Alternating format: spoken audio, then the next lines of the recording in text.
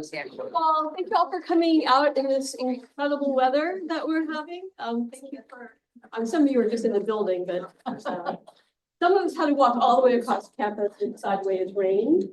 I'm Karen Grauberg from the History Department. I'm also a Kellogg Fellow. And I'm so honored to introduce Mariela Noles Cotito to you. She is a professor of social sciences and politics at the Universidad del Pacífico in Lima. She received her bachelor's in law from Pontificia Universidad Catolica del Peru, the Catholic University in Lima, and dual master's degrees in Latin American studies and political science from the University of South Florida, and her LLM from the University of Pennsylvania. She is the editor of 3 books, and I believe Anibal has them there to share with us. In 2024, with co-editor Elizabeth Horridge Freeman, she published Ciudadanía Invisibles, Miradas en torno a la afroperuanidad y la negritud. In 2022, she edited Reflexiones sobre el Perú, más allá de su bicentenario. And in 2020, she edited Peru in the 21st Century, Progress, Trends, and Challenges. She's also the author of numerous articles and chapters dealing with gender equality, political conflict and public policy, the protection of ethno-racial minorities and Afro-Peruvian studies, among other very pertinent issues. You can also find her writings in El Comercio, and also the wonderful Writers Cooperative, Jugo de Caigua, which I highly recommend if you want to follow Peruvian politics with sharp analysis and a dose of humor and history. She is presently the Custer Visiting Scholar at the David Rockefeller Center for Latin American Studies at Harvard. We are honored to have her here as a speaker today. She's going to give a short presentation or a long presentation as you wish, and then we'll have questions. We can also take questions from our Zoom audiences, and I am told that there is a button below your viewing window that will allow you to submit questions if you're on Zoom. So please do that, and we will take those as well. Her talk is titled Evaluating the State of Black Citizenship in Latin America, and please join me in giving her a very warm welcome. Thank you very much, Karen.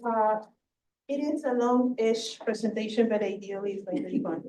And thank you for the Kellogg Institute team for your efforts to get into campus. I'm very excited for this presentation and the possibility of exchange with such vibrant academic community. So with that, I will get straight into the topic. It's a matter of context. People of African descent are amongst the most vulnerable populations in the world. Often structural limitations to their ability to exercise and enjoy basic human rights is at the root of their precariousness, along with a global tendency for anti-Black racism, racial discrimination at the local level, and other forms of intolerance. In the case of the Latin American region, these limitations, albeit structural, went unnoticed for most of our Republican history. In fact, the lack of ethno-racial legislation, or one that protected or even recognized the existence of peoples of African descent in our countries was the state route. Further, the absence of segregationist or punitive laws against the Black populations after the end of slavery times was an argument to support the idea that Latin America was exceptional, a land of racial democracy where there was no need for racial or ethnic affiliation. Indeed, the elimination of ethnic and racial categories from the legal or political language of Latin America, as well as the expectation of its elimination from the common language of society, fostered a status quo where structural racism and racial inequality based on race was not only rampant, but protected. That is, by turning a blind eye to the social dynamics that kept racial and ethnic minorities at the margins of society, the government allowed for a system of racial and social inequality to thrive unchallenged. Further, even though the legal system claimed to protect all citizens, without an active strategy to better the situation of peoples that were being left behind, marginalized citizens were consistently left outside of the scope of protection of the law. The informal policies seem to dictate where there is no race or races, there is no racism or racial discrimination, and hence racialized and Black peoples all across the regions had not the tools nor the language to assert their rights when racially profiled when treated unfairly on the basis of race, or when racially discriminated against. So having this as a big context, my objective today is to share some insights as to how the Latin American region, but the Andean countries in particular, finally abandoned the traditional paradigm of colorblindness and their denial of the existence of racism and racial discrimination. What elements foster this shift, and what is the current state of Black Andean citizenship? There are three positions, however, that I will like for you to take in consideration before I get to my objective. The first one, and probably the most basic one, is what do we ought to understand by Latin America? So this is the Americas. And a note here, in Latin America, we don't call this the Americas, but just America, as such is the name of the continent. I will, however, make a concession and call this land the Americas. From that perspective, we have North America, Central America, the Caribbean islands, the Caribbean basin, South America. And out of this big territory, Latin America is considered to be the part that goes from Rio Bravo at the US-Mexico border to Tierra del Fuego in the south of Argentina and Chile, including most islands in the Caribbean basin, based mostly on one rule. Latin American countries and territories have Romance languages, that is, the languages derived from Latin as a staple: Spanish, Portuguese, and French. In that sense, countries like Mexico, Cuba, and Brazil are considered part of Latin America, while countries like Jamaica and Guyana, where the official language is English, or Suriname, where the main language is Dutch, are not. These three countries are an integral part of the Caribbean basin and of South America, but not considered part of the imagined community of Latin America. A precision upon the precision is that, of course, all these divisions are political and arbitrary, to the point where we could discuss what is Latin America, is it possible to discover a land that already existed, and so on, but that is outside of the scope of this presentation. A second precision that I would like to make is that in South America, the republics of Bolivia, Colombia, Ecuador, and Peru make part of what we call the Andean community or Andean countries. A political configuration that is made possible because these four countries hold a number of collaboration and trade agreements based on their similarities, their proximity, as well as their political affinity. Now, if you allow me to make a precision upon the precision at this point too, this determination of four Andean countries is also politically speaking, the Andean countries are made by this community of four. Geographically speaking, however, the Andean countries ought to be the ones that host at least a piece of the Andes mountain range, the Cordillera de los Andes, which is a list that, of course, would also include Argentina, Chile, and Venezuela. However, these countries are not part of what is politically understood as the Andean community, now referred more liberally as the Andean countries. The third and final precision is probably the most pertinent to the analysis that we're going to do further, and one that I would like for you to keep in mind at all times, is that the idea of race is always contextual. In other words, in a moment I will start talking about race in Latin America, and I know that your first inkling might be to think that you know exactly what I'm talking about because the concept of race is fairly transferable globally.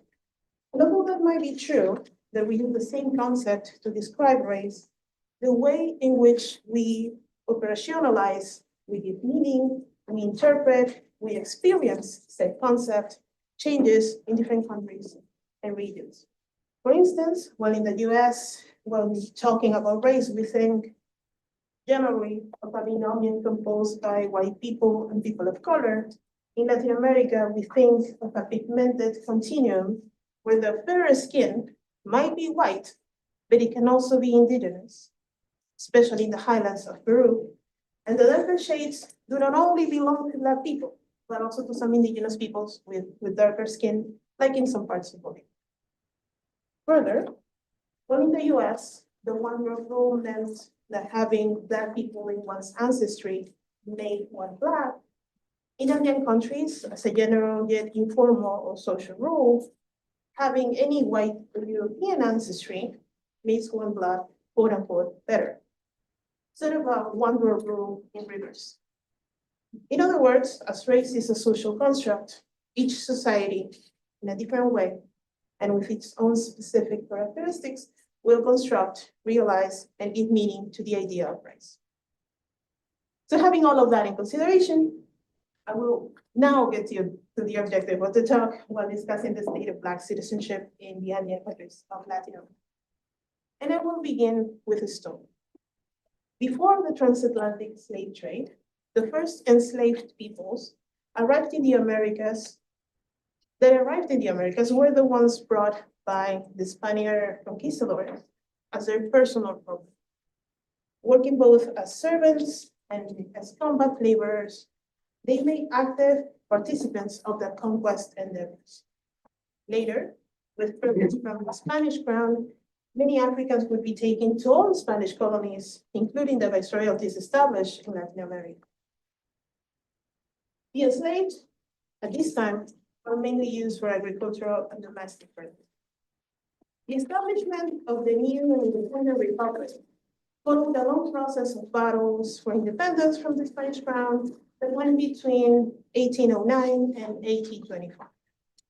The adoption of the Republican ideals in what was called the New World, however, did not change the situation of Afro-descendants significantly, mostly because at this time, this group was not considered to be constituted by citizens or even full human beings yet. Further, these new nations in the Americas, and keep in mind that we're talking about country, would adopt a number of political projects aimed at diluting the darker races, both Black and indigenous.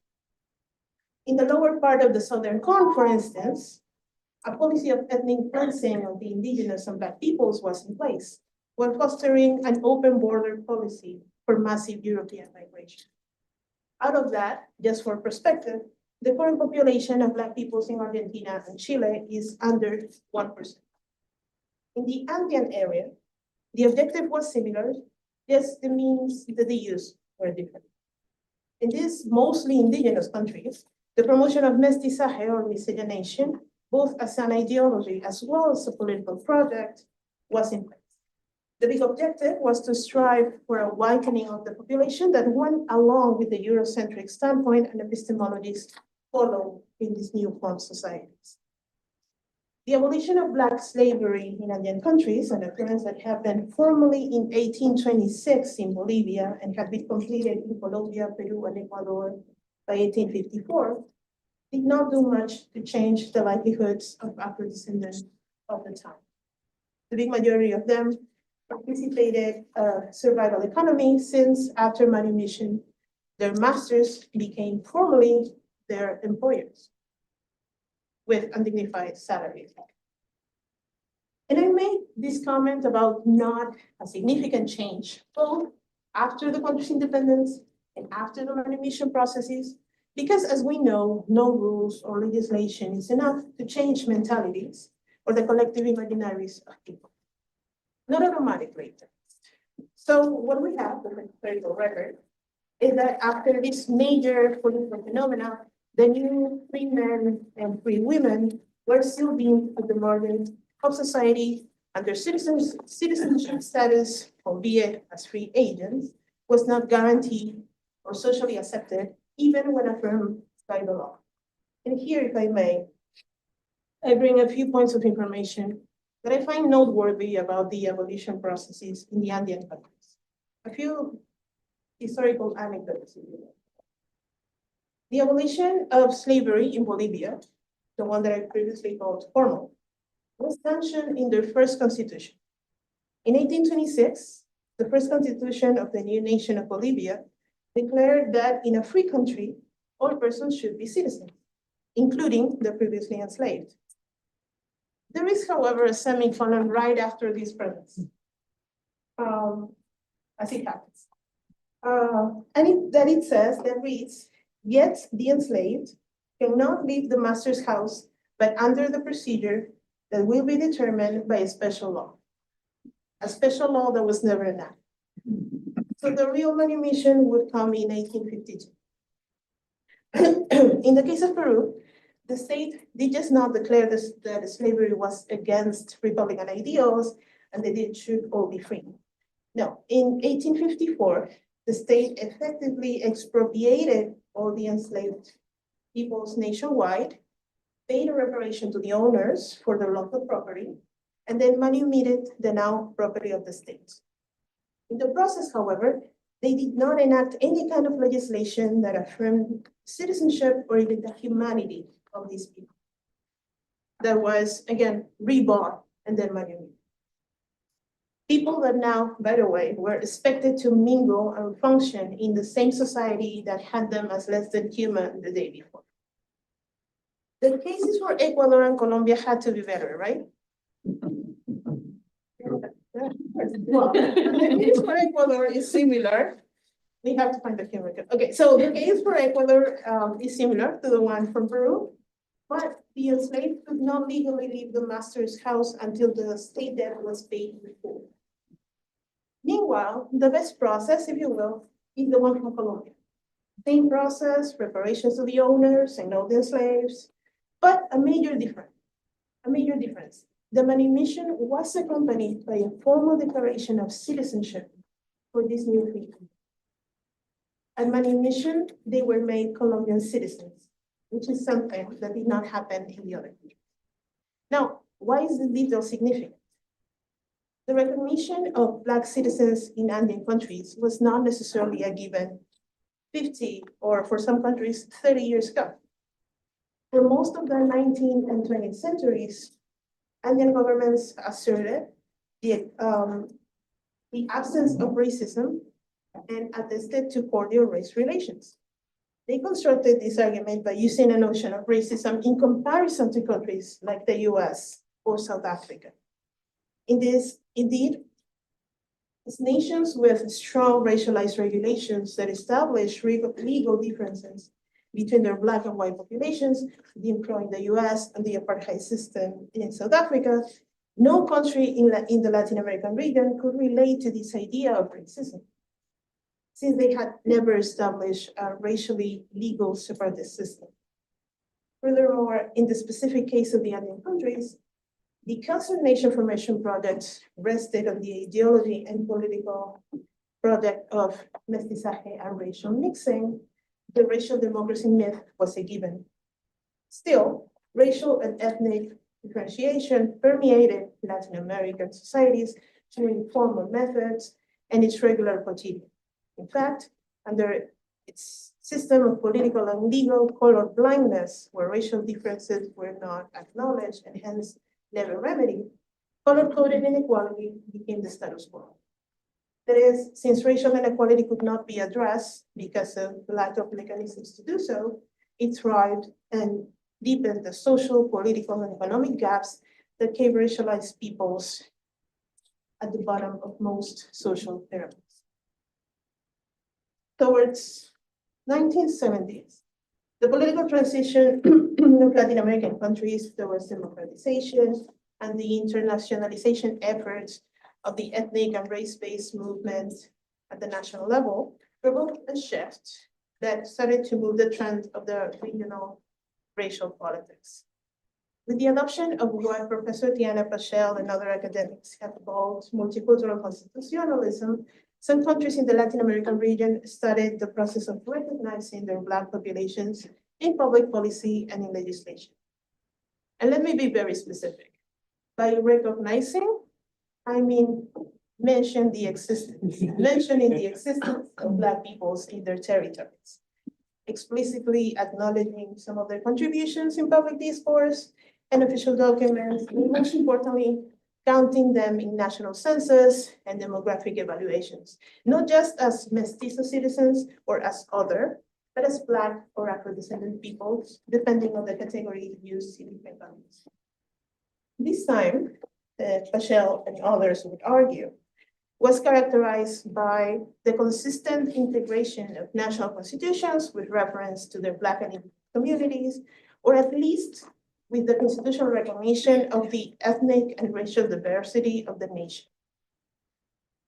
At the very least, with the sanctioning of some ethno-racial legislation, which is laws and public policy that seek to affirm and guarantee the rights of ethnic and racial groups. There would come a second moment between the 1990s and the year 2000, where Andean countries and other countries in the region adopted a number of policies to combat racial discrimination. These changes were accelerated by the international lending institutions that turned their focus to the rights and development of minorities and ethnic populations towards the end of the century. Along with the now transnational effort of the Black national movements. The pinnacle of this process was the encounter of all these actors in the preparatory meeting for the Third World Conference Against Racism that happened in Durban. And this preparatory meeting happened in Santiago de Chile in 1999. In this space, several multi-level meetings happened and negotiations were hosted aimed at the proposition of programs and agreements regarding measures to eradicate racial discrimination and social marginalization of Afro-descendants in most member territories.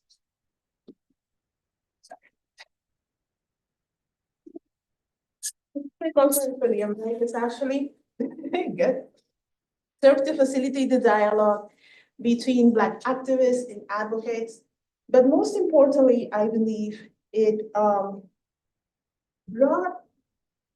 created the notion of having necessary conversations about Black people and about liberation and everything that needed to happen outside of the offices of Black social movements in different nations in Latin America.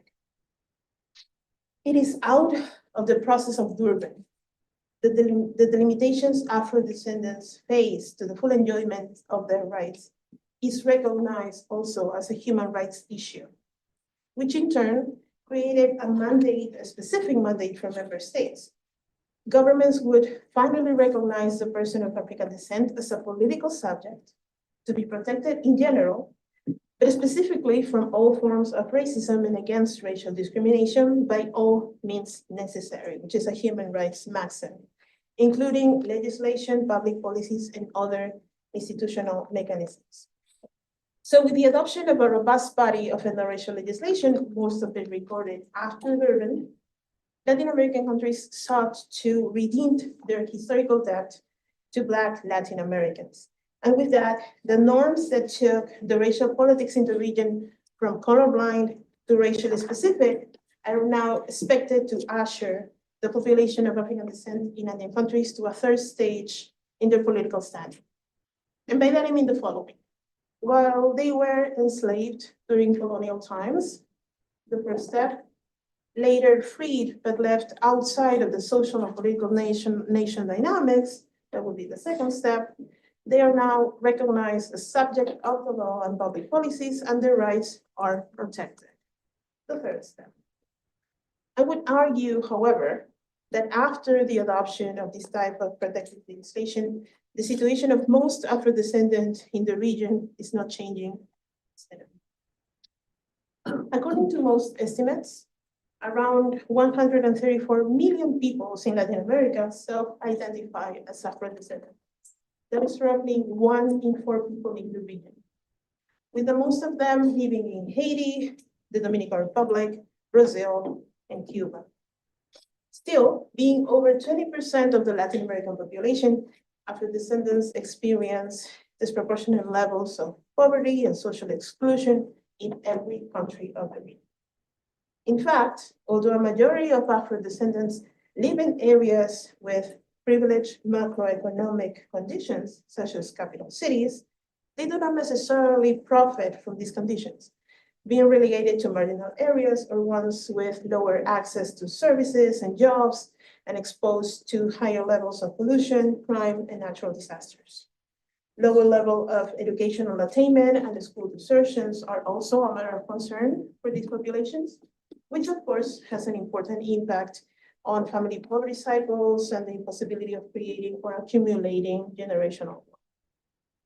Structural racism is a fundamental factor as well, since it is ingrained in our culture in a way that permeates our informal expressions of everyday, our humor, marketing and publicity practices, our hiring practices, our regular interactions, and even state action and decision making.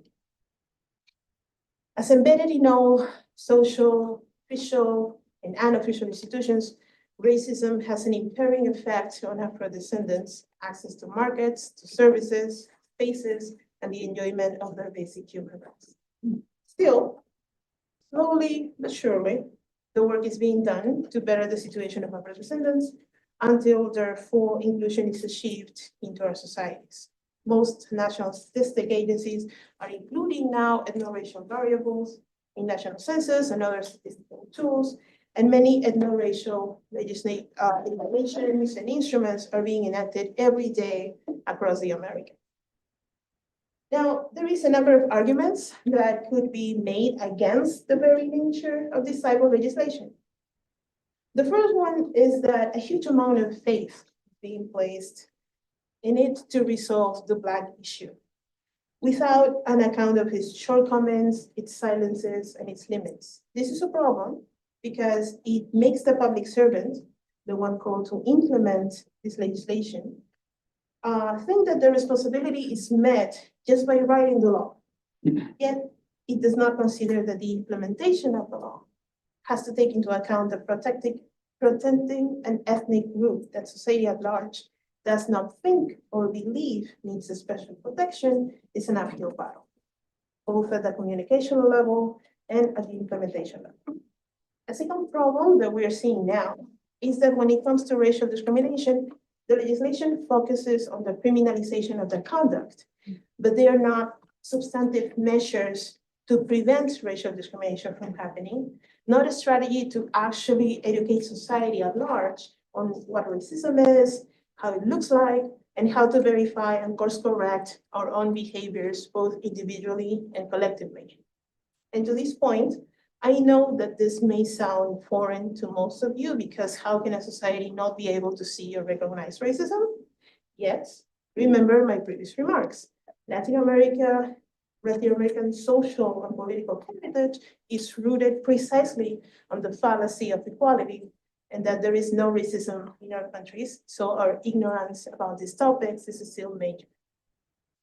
Just as an example, in most Latin American countries, to talk about the existence of racism or of social inequality on the basis of race is considered racist by some.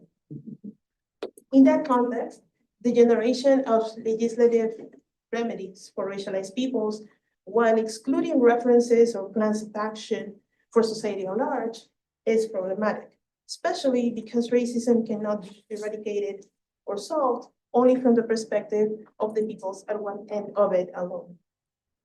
In closing, there is a lot of good things that this body of legislation is trying to do.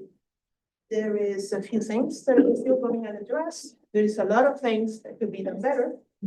It is a noble objective, but of course, given the subject matter and for how long the Afro-descendant population has been left behind in the Latin American region and in the Andean countries in particular, it is fundamental to continually assess the national strategies and actions taken. The laws and the political instruments being written are just a first step, very important one, but it is a first step. What is coming next is the real work. Thank you.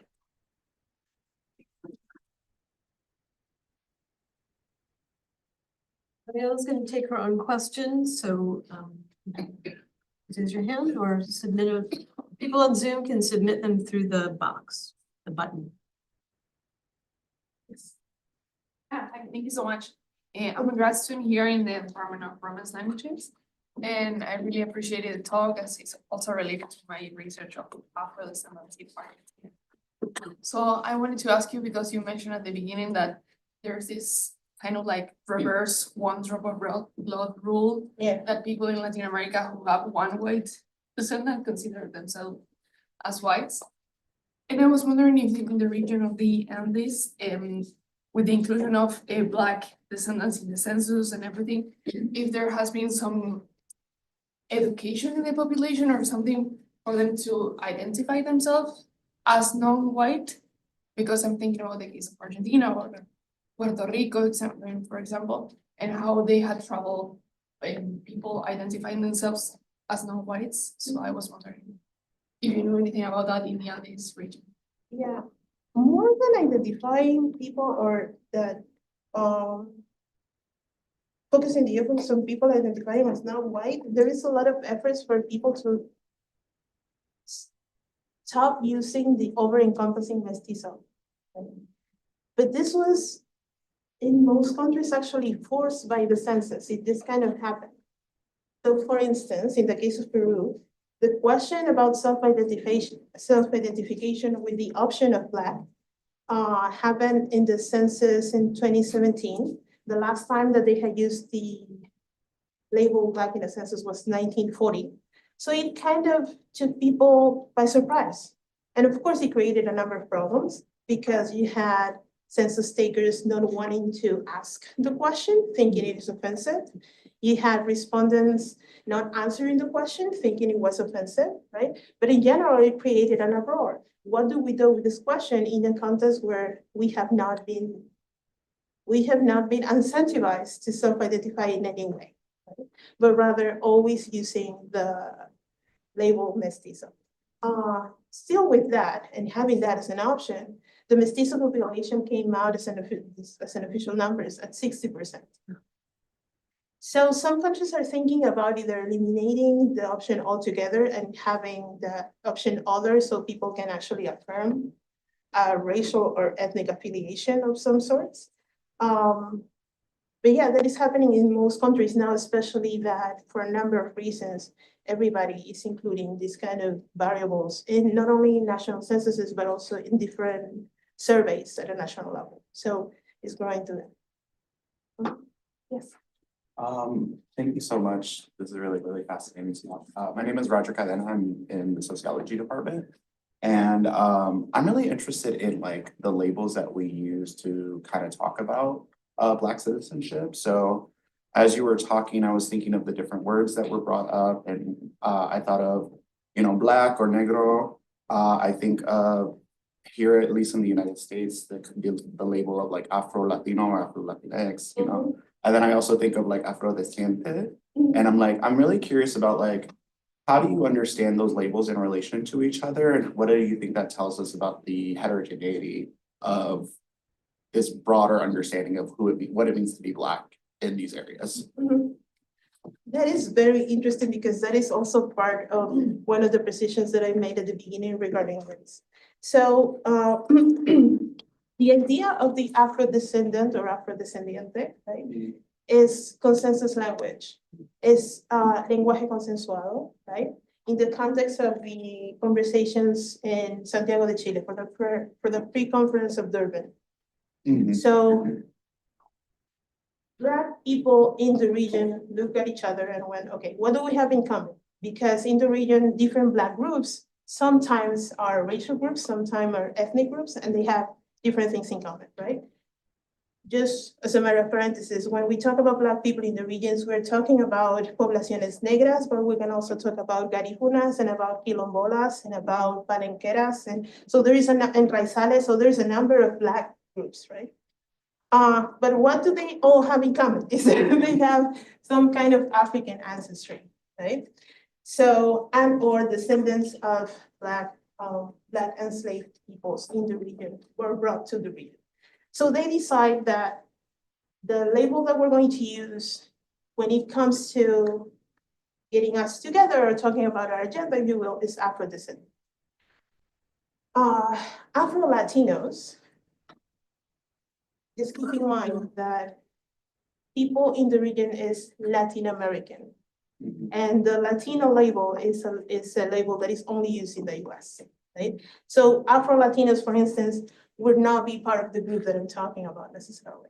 Now, Afro-Latinos are Afro-descendants? Yes, absolutely. But Afro-Latinos and Afro-Latin Americans are two groups of people. So I think there is many things that brought us together, that bring us together, but definitely the agendas are different. And we also have different ways of calling ourselves and or to resort to political labels when we can use them to, have a conversation about where we can. So yeah, did that answer your question?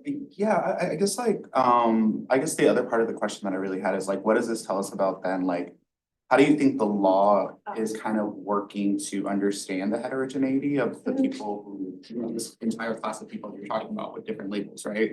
And I imagine those different labels don't just signify like naming conventions, right? They're signifying different communities of interest that all fall under this umbrella. And to what extent do you think the law is able to, in these areas, are really tackling that heterogeneity? Or how are people like tackling the heterogeneity in their political mobilizations? Okay, great. Yes, I forgot that part. So we use the label after descendant when we come together at a youth meeting, where we come to a UN meeting, or when we are coming together to create a coalition of something, right? At the local level, Black people still have their own ethnic affiliations, raizales, quilombolas, palenqueras, and so on, right?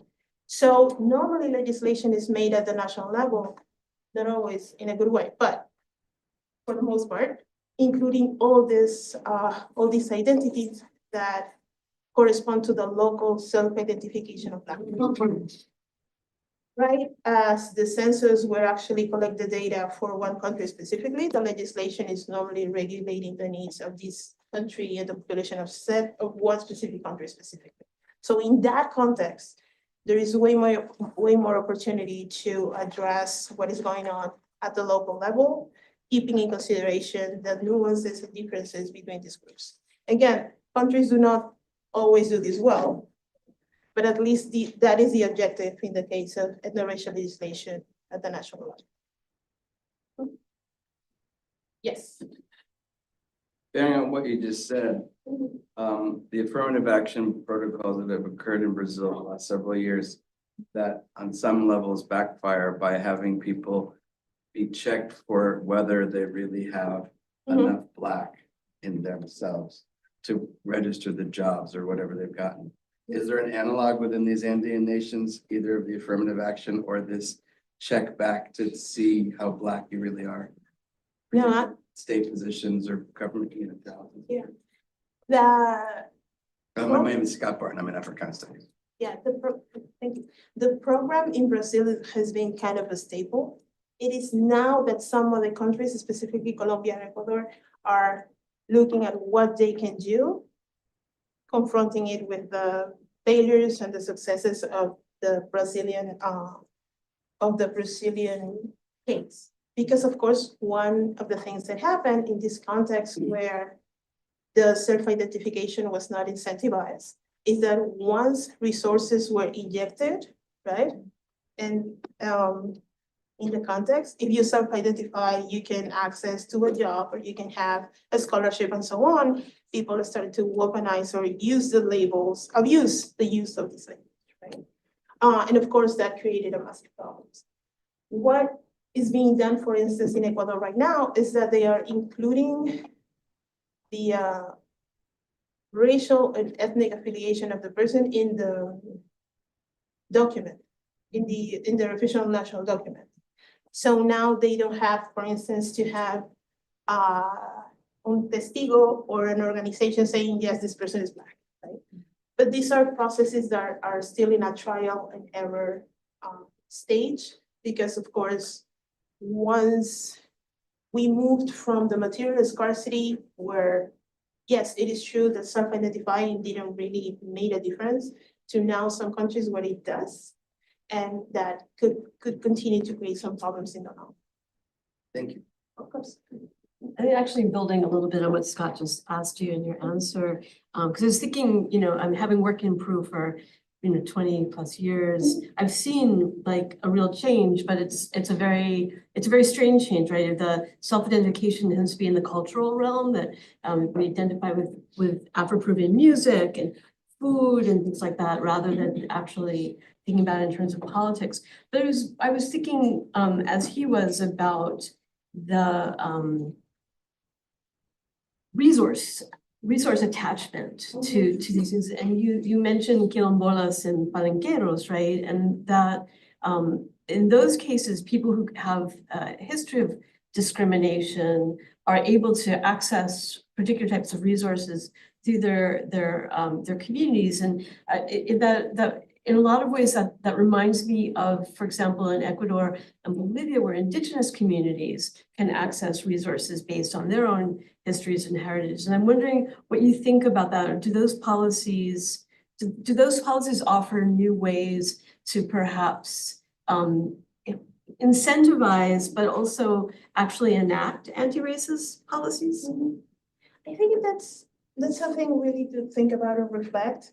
The thing is, I am inclined to say yes. However, it definitely makes the situation for the comparison with other countries more complex.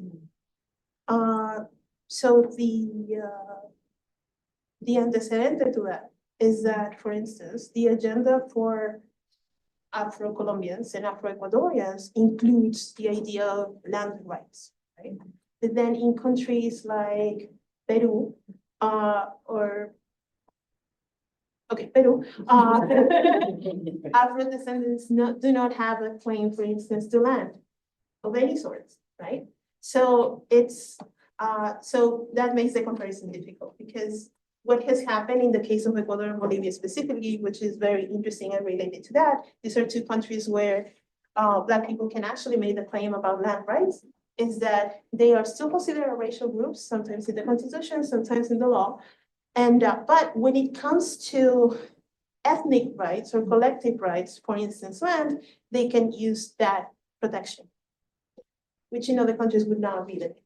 So, so definitely it's an interesting case to think about, but definitely it keeps the situation in different countries more remarkably different.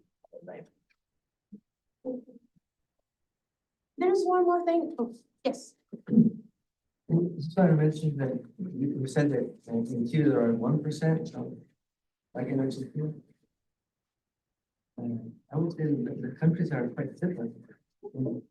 And the thing is that the Chileans began to abolish slavery in 1811 with the first Congress. It was abolition of the slave trade, liberty of women. And then in 1823 they abolished slavery completely, right? So that meant that all the Afro descendants were citizens. And I've seen evidence of people voting in the elections from the very beginning, even in 1811, winning in the elections who are Afro descendants. Now, what happened then was that the population, Africans, blended into the rest of the population. So if you take if you were to run a RNA of Chileans, all of the Chilean population, the percentage of people who have Black indication, that is Black descent, is much, much higher than 1%. Is that recognized, do you think, as a national narrative for Chile or Argentina?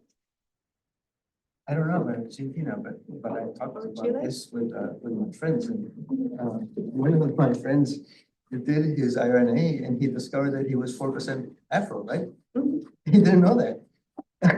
So you can see that operating.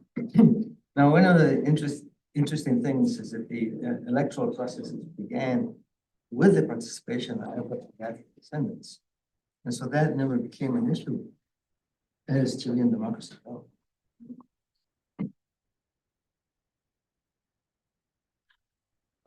Now, Higgins, of course, was kicked out of Chile.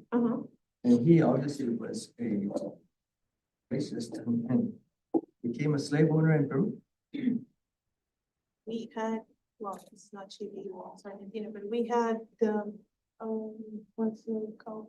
The press handled, I guess, Bernardo de Monteagudo to, so the first aid to San Martin, I understand, was an Afro-Argentinian too.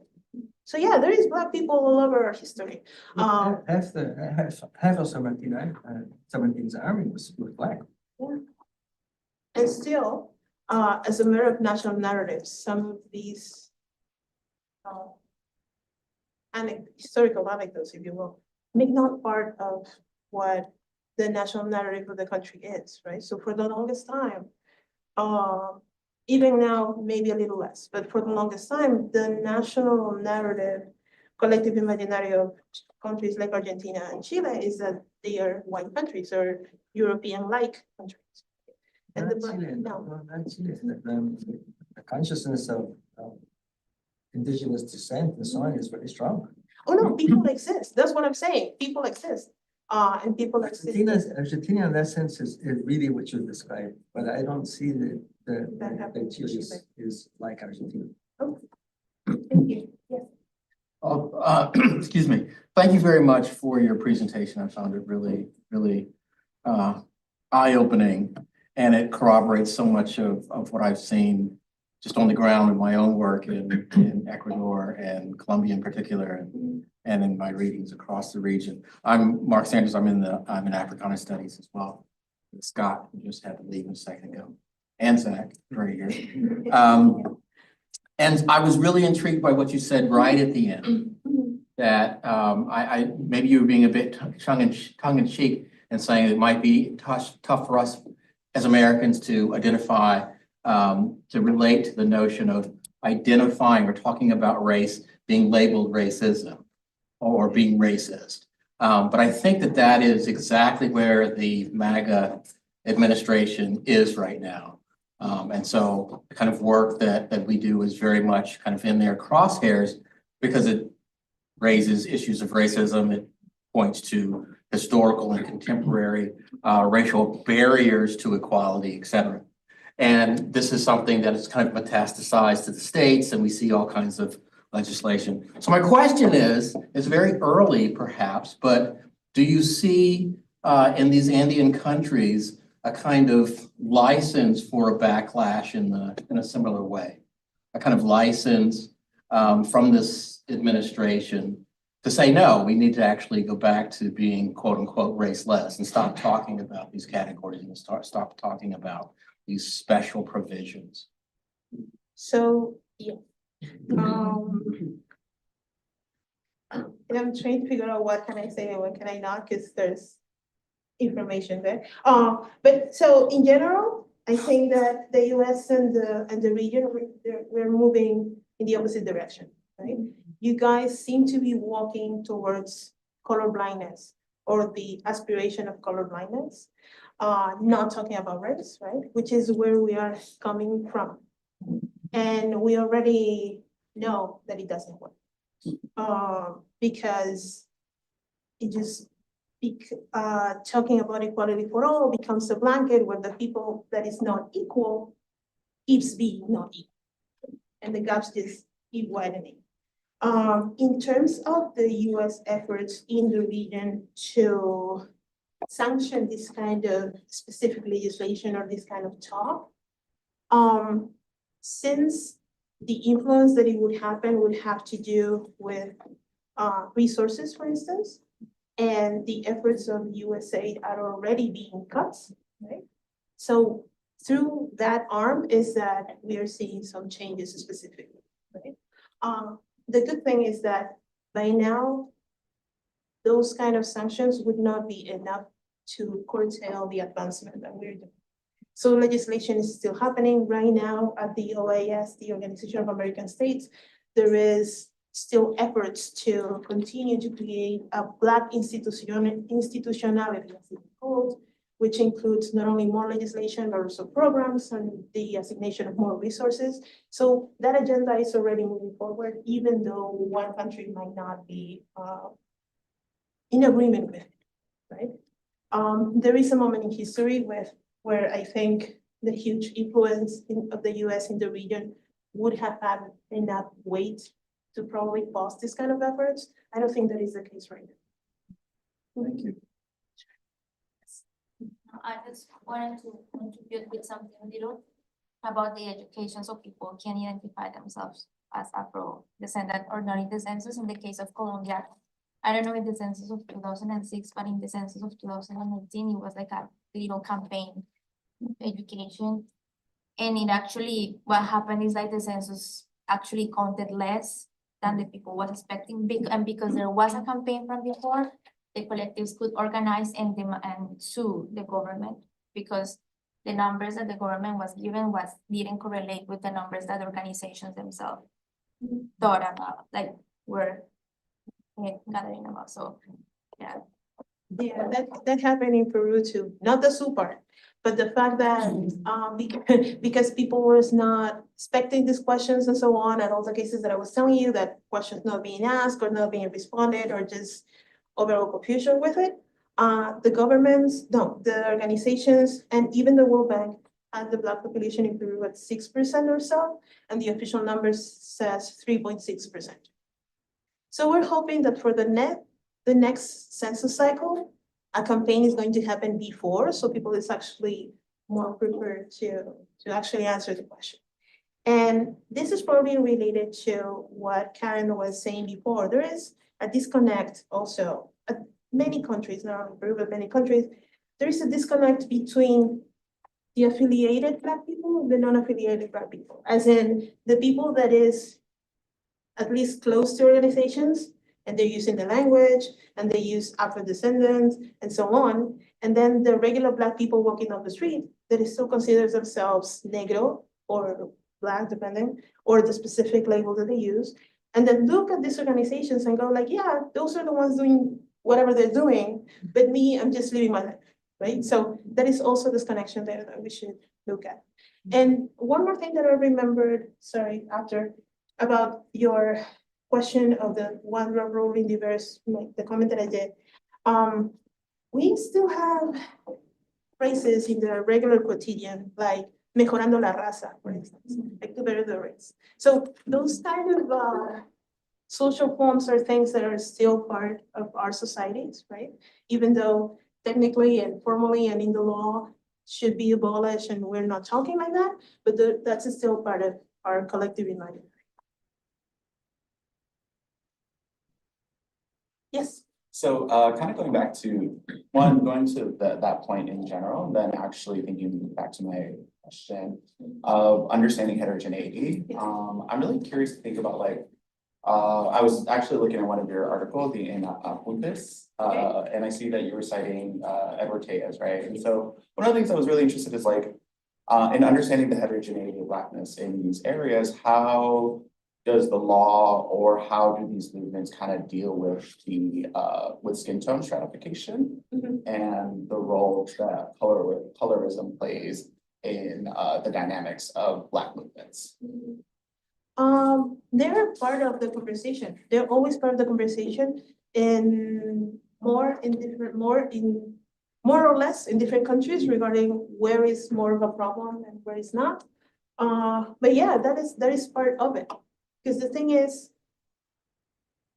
we are now talking about racism. So the conversation about colorism is kind of lived in there.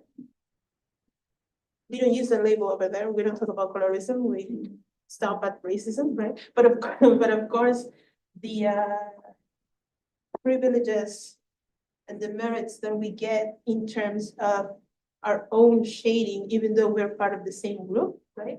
Still affects the way we live our lives and how we navigate society.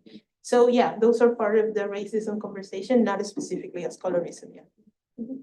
And so just to follow up with that, so when you're saying that, is that like, are those conversations more about like, how do I put it? It's like, are those conversations more in terms of like colorism and racism between, in terms of like this, if we think of the groups as more like bounded, right? Like, so colorism and racism from the non-Black population against the Black population, or how do conversations even amongst Black people of different shades are like, how do they talk about that, if at all? Yeah, they're not adversarial because again, we don't normally have only two groups. We have many groups. Yes. But they are brought into the conversation of racism against Black peoples, for instance, when it comes to, I don't know, let's talk about racial profiling, or let's talk about the prevalence or the major representation of Black people in prisons, in the prison system, for instance. And it's brought as not as a cause, but as something to pay in consideration, to pay attention to, that it just so happens that the people with darker skin are more prevalent in those people. Or that even though that some markers within the context of Blackness can give you a leg up or a better opportunity, even in the context of racism, when it comes to, and I'm talking about the lighter shades, for instance, when it comes to work or access to education. So those are conversations that are framed in the context of racism against one group, against Black people. But yeah, definitely kind of weaved in there. Yes. You know, in the mid-90s, around 2007 to 9, we did the eco-social survey. Have you heard of the eco-social survey? It was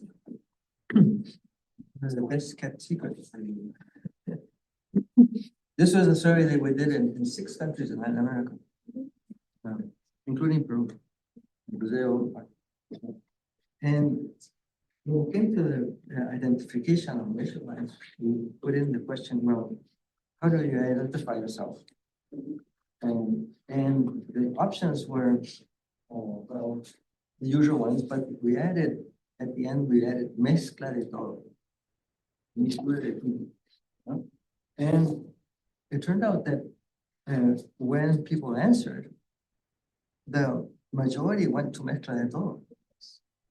And then there was another question, do you feel discriminated? Do you feel discriminated because of the way you look, blah, blah, blah, that sort of thing?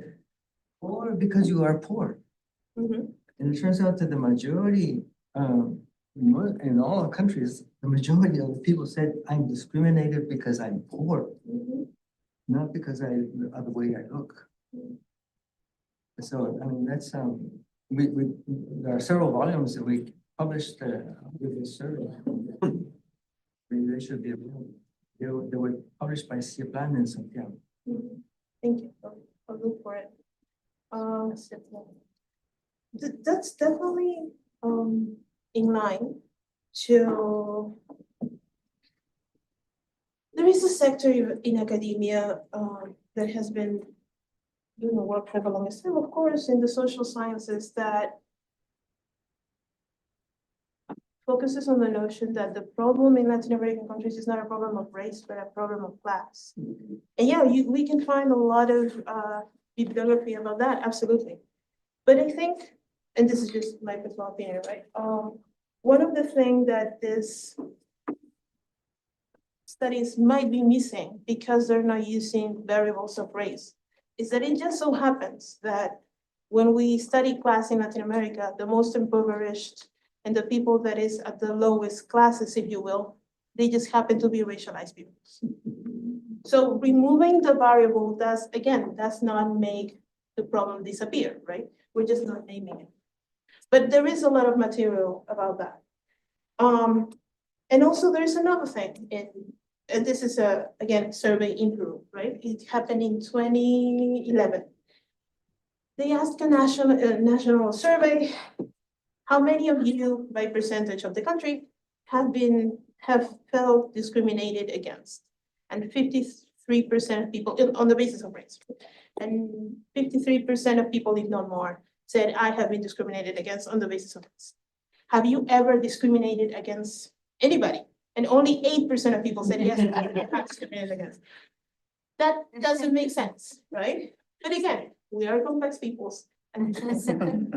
So there is a lot of holes in the narratives that we have, a lot of things in what we have learned about race and how we experience it and live it every day. And there are things that we recognize and there are things that we don't. But yeah, thank you. Yes. Kind of to that question, there's an article from Social Problems, maybe that would be really interesting for you to kind of take up. It's called Separate from Class Toward a Theory of Race as Resource Signal. So Mo Torres is a scholar, I believe at Michigan, but he's doing the work of like making sense of how do we understand the relationship between race and class in terms of how we understand discrimination. And he really points to in Eduardo Bonilla Silva's his 97 structural racism article, right? The idea that like trying to differentiate this notion of like, oh, am I being discriminated because of my race or because of my class status? misses the point of like, why are so many people of this racial status in this class status in the first place? Right, and it's like, it's really hard to historically disentangle that and thus phenomenologically disentangle that. But I think it also goes to the story of what you're talking about, right? Like, to say that I'm being discriminated against for my class status is part of the project of mestizaje and like these narratives of colorblindness and equality, right? So to be able to say that I'm not being discriminated for my race plays into those narratives in the first place, because you get to avoid having to talk about that even if you are the victim of the discrimination itself. Yeah, and also at the end of the day, we're talking about systems, right? And it's very hard for people to self-identify in one case or to answer a question regarding where does it hurt, right? At a personal level. So yeah, I think all of that is true. I'm going to look for the study. But yeah, and Eduardo Bonilla Silva develops all these treaties of racism without racists, right? That's very interesting. At the end of the day, racism, just as sexism and homophobia and xenophobia and so on, are just ways of order in the society, right? And at the end of the day, they're all connected. Classes too. They're all connected. So these topics continue to be complex. But yeah, very interesting to study. That might be a very beautiful Yeah. moment. Thank you for this really. Thank you.